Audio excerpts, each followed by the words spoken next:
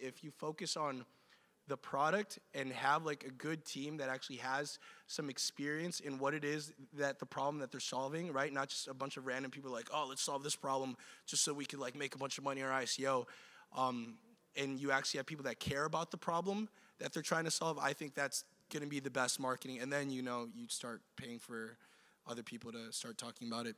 Respectfully disagree. I think product doesn't have to be very unique.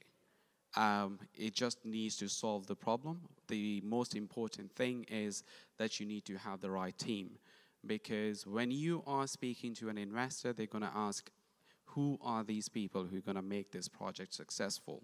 So it all boils down to your team and the community. How big is the community that you have built? How many people within this space that know about this? So whether you hire a PR firm, an SEO firm, a social firm, measure everything they're doing, get KPIs. If you don't know them, you haven't seen their success before, ask for references. Anybody worth their salt is going to be able to show you their previous work, and if they can't do that, there's your red flag. Whether you double down on PPC or you decide to do social influencing or you're just pure Telegram, it doesn't matter. The time and the money that you invest should be measurable in the results and the analytics, and if it's not doing that, then you're not going to build something that can scale. The concept of familiarity is very important, and it is something which is still very active in the days. So for example, banks still going to trust IBM when it comes to security. Banks will still trust the big names within the industry. Now IBM is positioned itself in the ICO space or in the blockchain technology space, where they have done a lot of acquisition, for example, Stellar.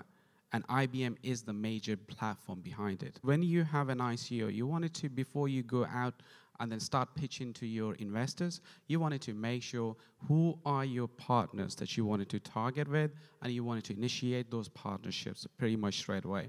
You wanted to have as many names as possible on your white paper before you go and show it to your investors.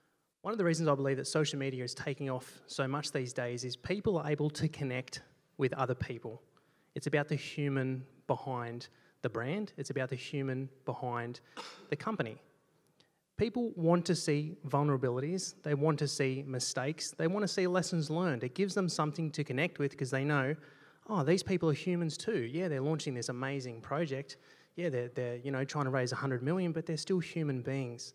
The story, I think, is critical, and it's also critical to build the community as you build your project. So story, absolutely. And I know it's counterintuitive because you feel like you don't want to share those hardships. You feel like you want to be seen as secure and like you know what you're doing. Well, the fact is, it's actually the opposite, that people want to see that you've gone through those hardships. They want to see those challenges.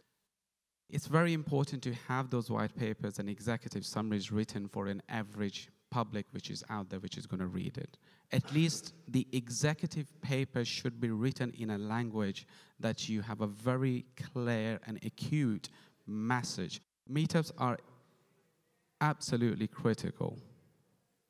The more meetups that you do, the more penetration you'll be able to do it. Yes, influencing can be effective, but be careful on who you engage and how they conduct themselves, their reputation and their integrity. It should always be declaring things are sponsored. I think that's a big one. I guess if for people that don't have an audience, for people that don't have a ton of money, but people that want their project really, seen, what's like the one piece of advice you can give them, right? So they're not, super rich, but they've got, a good product. Leverage what you've got. If what you've got is intellectual property, put that forward, to his point with the content, but do so thoughtfully. Use your list that you've built. Send emails to your network. Ask them to pass it on. Give them incentives to do so. Try some advertising on Facebook, Twitter, Reddit, whatever suits your fancy, and measure it carefully. Because if you've got $300, well, that's $300 worth of information that you didn't have before. So there's no rule that says there's too little to spend.